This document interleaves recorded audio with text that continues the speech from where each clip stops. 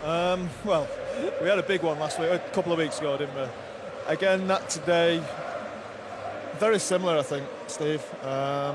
We expected United to come in and be a lot tighter than they were. As we mentioned before, 7 minutes in, they're already down 1-0. So from then on, they have to at least try and come out and play and take the game to them. But quality-wise, they just wasn't good enough. We spoke to Owen about patterns of play as well, trying to play out from the back, trying to get through midfield to a forward player. There was nothing. Technically, they were poor on the ball. They gave the ball away all the time. And it shows how far away they are when you then look at the other side, how comfortable they were in possession. The angles they make, Rodri, the angles they make, Bernardo Silva, Kevin De Bruyne, always in space, 1-2 touch, pass the ball. It was a massive golfing class, we know that, but does anything change? Are we really surprised by United being short of City and Liverpool? I don't think they're massively short of Chelsea in all honesty. I think they could go and beat teams like Chelsea. And I think just the same now is going to happen again. We'll struggle against the big teams. We might go on a run now, beat all the teams we expect to do, and then think we're a good team again.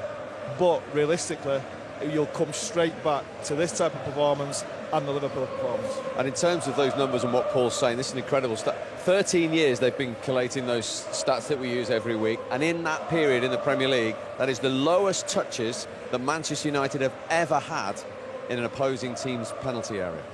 And they were at home. I mean, that's the biggest worry. I mean, I said to Scoles halfway through the first half, I said, they'll be happy with this at 1-0. And even in the second half, I said to him, they'll be happy with this at 2-0. And I think that's what it was, Steve. You know, it was almost like, we'll take this now. But the point is, you got to have a go. You know, you got to put some pressure on, get the bodies forward, get some crosses in the box, interchange, link. They've got so many unbelievable attacking players. Jadon Sancho, Marcus Rashford, Cristiano Ronaldo, Bruno Fernandes. Create. Boys got to create and be brave.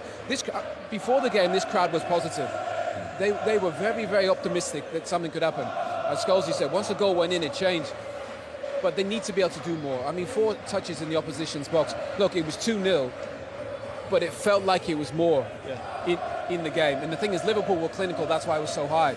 If it wasn't for David De Gea, that probably would have been more. Yeah, let's go back to the goals they concede, because as Paul said, from 7 minutes in, they were chasing the game and chasing shadows at times. I'd say from 7 seconds into the game, Steve, that they were chasing it, because you know the way they set up, they were just never going to be in the game. Bailly, I think he can possibly be. I mean, it's not really that dangerous ball. It's coming into an area. You should be able, if you're front screen, you should be able to clear it. It was a great ball to start with from the right. You know, they've regurgitated possession. Cancelo very good off either foot. It's a decent enough ball, but Bailly should be clearing that with his right foot, slashing at it, miss-kicking it. It's very, very poor. He's so slow to get himself back into position. He's actually strolling up to the halfway line to get in position where he can just side foot it out.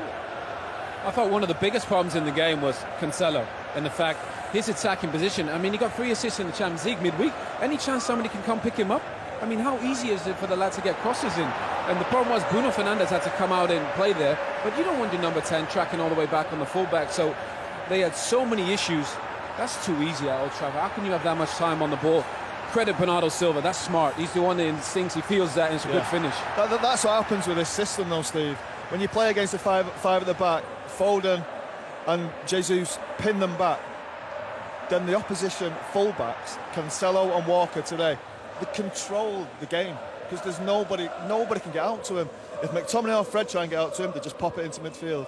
And them 2 players were absolutely brilliant on the ball today. They were almost like central midfield players, and they controlled the game from them areas.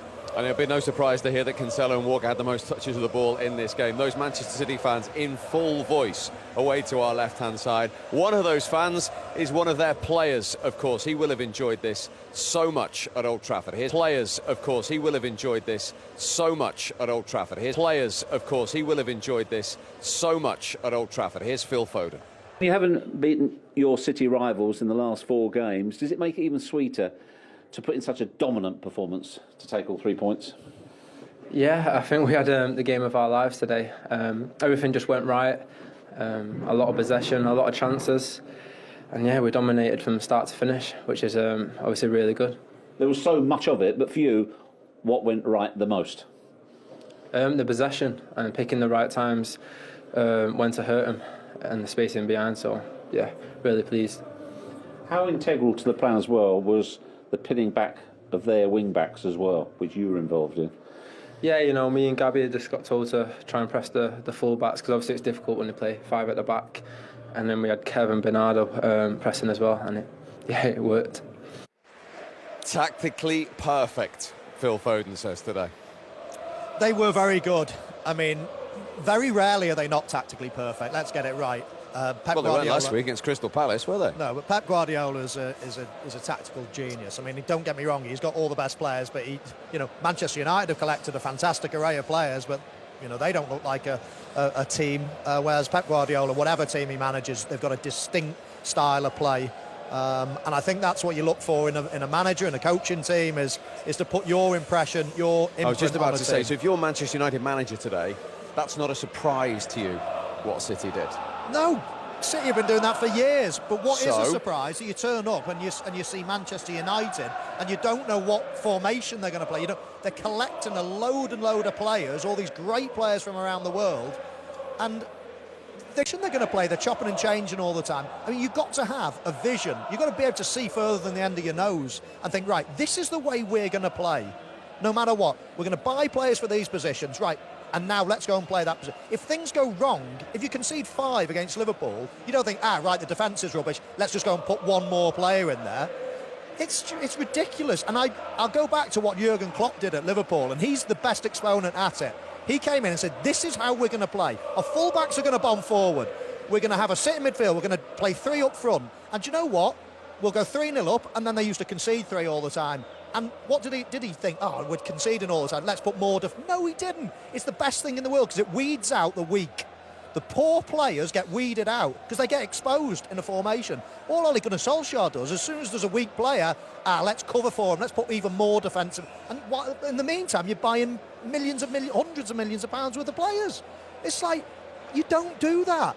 Weed out the weak. If you're not good enough, go and get someone else. But in the meantime, go through the pain barrier because this is how we're going to play. This is how we're going to play, no matter what. So all they're doing at the minute is just covering for weaknesses and looking at the next week. Oh, good team, let's just play loads of defenders. Oh, bad team, let's play loads of attackers. It's rubbish. That's not how you go about attackers. It's rubbish. That's not how you go about things. You have to have a long-term plan. At the minute, Manchester United going one Wednesday to the next Saturday, just step by step. They're a bit good. Oh, let's panic. Let's play loads of... That's not how you do it. You've got to have a long-term plan. Weed out the rubbish if that's the case. But you've got to go through a bit of pain on the way because Man United aren't, mid-table Premier League team. If their target is the top of to win the league, then that's how they've got to do it. They're not going to do it by just us lot sitting here and thinking, do you know what? He's going to play defensive again today because he's playing against a better team. We're talking about Man United here. I can't stand there and we all agree that's what was going to happen, but I can't accept that that's the right thing that's going to happen. Yeah, I know what Michael's saying. A conviction has to come from your coach of a way you're going to play football. Ollie's been here 3 years now, and we're coming today not really knowing what he's going to do, as Michael said. And again, that ruins everything. That makes the recruitment almost impossible because you're not buying players for a system. You look at Pep, he buy players for his system. He brought Grealish in this year for his system. Mahrez in for his system. Jurgen Klopp brings Jota as another forward in for his system. We're bringing players in and trying to shoehorn them into positions. Just the next great player we'll bring him in, isn't it? He's the next most expensive player. He's the next one who's mentioned in the papers all the time. We'll bring him in. He must be brilliant. Oh, wait a minute. Where's he going to play? How are we going to play? And 3 years down the line, that's... Well, you've seen on the pitch. You've seen the evidence on the pitch, haven't you? Today and 2 weeks ago. We're a long way off. As Michael said, I do think we've got a group of good players, but they now all he has to convince himself, not himself, he has to convince everyone that he's the right man to find the right formation for this team. Stop messing about changing it for everybody else as we keep on doing. If something's not right, we'll change it. We'll cover for him, as Michael said. He's got to now have a conviction. Look, it's 4-2-3-1. It's 4-3. Whatever it is, I don't care what it is. Yeah. Have that conviction. that suit the players that are in the team. Actually, we actually said before the game, the 3-5, it doesn't really suit the players of the team. Wan-Bissaka, useless on the ball at right back. Not brilliant defender, useless on the ball at right back. 3 centre-halves, none of them are that good on the ball. 2 centre-half, none of them are that good on the ball. They have got to find a way, Ollie's got to find a way, the best system, and it's his job, by the way. He gets paid well to do this, to find the best system for this team, the best way of playing, with the best players in them positions. And I think there's a squad of players there that could be okay. Okay, yeah. We'll just pause on United. That's 8 home defeats in this calendar year for Manchester United, incidentally. Let's get some City reaction again. Here's Pep Guardiola. But understandably delighted Phil Foden. He felt that your team today played the game of their lives. What would you say? He said? They played the game of their lives. More to come. He's so young. We will play more games live. For our, the City Blues. So we know all of us how important it is. We have here in Old Trafford always made a good performance, and in general since we are together, and we won many times, much more than Eddie at the stadium. Solid performance and good game, deserved victory, and 3 more points. That might be congratulations from No. City fans. You always want more, but how good were your team today? Well, we spoke about, it's a team, the transition team, and we thought we have to put the ball in the fridge. So a lot of passes, and in the last moment we arrived, a lot of passes, and in the last moment we arrived there, and after look the situations. We said if they jam to try to find, and after contact with the wingers, but they didn't jam in the first half, a little more in the second one, but not much. And our players in the middle, and except 10 minutes the second half, and we lose stupid balls. The rest was really good. As you said at the end, I don't think he can believe how comfortable that was for a derby. But you want to go back to your original point. Sorry, we had to stop you in full flow for Pep Guardiola. I was listening to Scoles with interest, and I just think that at the minute Manchester United are being managed as if they're, a mid-table team in a way, firefighting all the time. Like a new team will come to town and they'll change their way of playing and to suit them. And I just don't think that's if that's the game plan is just to be in and around the top 4 and Europa League places, then fine. But it's not. You ask any fan, you ask any ex-player, they all want to win the league. They strive to be the best. And if you're going to be the best, you have to go through a bit of pain along the way. And that's okay. Man City coming to town, don't matter. This is the way we're going to play. And do you know what? We might get beat 3 or 4-0. But that's going to just highlight where we need to improve, and that's the only way you progress.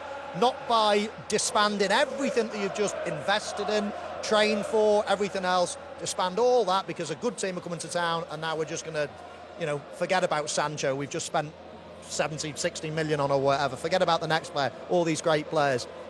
No, you've bought these players for a reason. Go and play them in the best positions, in the right formation, and then might go through a bit of pain along the way, but you'll get there eventually. Because this squad, by the way, Steve, is not that much worse than the other top 3. The player for player, they've got some incredible players, but they're miles off it because the way it's being run. Where do you stand on this? Yeah, I think they got a lot of issues. I think in terms of defensive, they've gone poor all of a sudden, which was one of the strongest points last season. There's no patterns of play in terms of possession, so then the players look up and there's nobody to hit. Can't get out. If you watch all the top teams play, you know where the ball's going to go before it even goes there. Every time it goes pop, pop, pop, pop. You watch the City players, we saw them from the side today. They all sit in little pockets of space where they know is their space. So if the ball goes there, somebody's in there. For United, they're always just reacting. And you know how the top team's going to play. The boys are right. The formation pretty much doesn't change depending on the personnel. And I think for United, every time you come here, it could be a different shape, different formation. And that's just the worry.